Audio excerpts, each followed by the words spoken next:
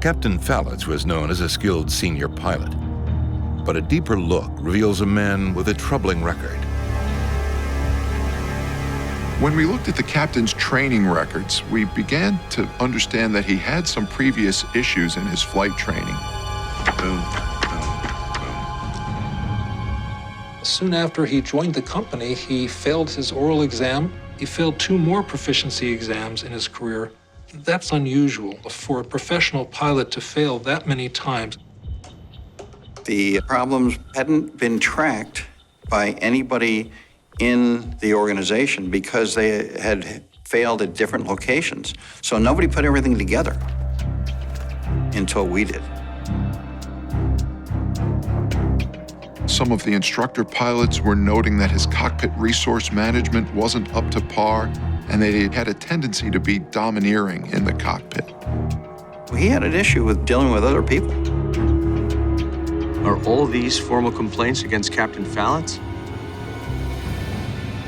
Marvin was the first captain I flew with after my IOE, my initial operating experience, and he tended to be a little bit domineering and would berate you and was intolerant of mistakes and really not a particularly great instructor pilot.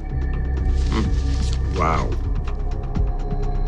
Perhaps the most disturbing complaint against Captain Falitz is that he once physically struck a colleague in anger.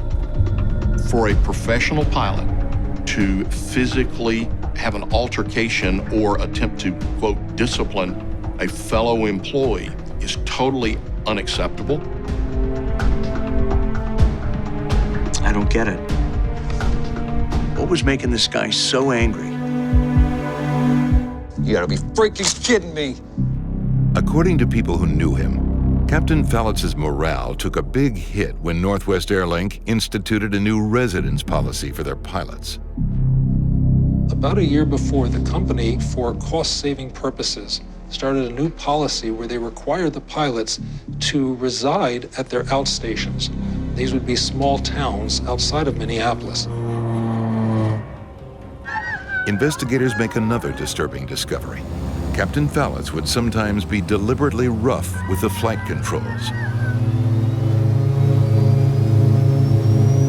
His way of getting revenge in the company was to sometimes take it out on the passengers.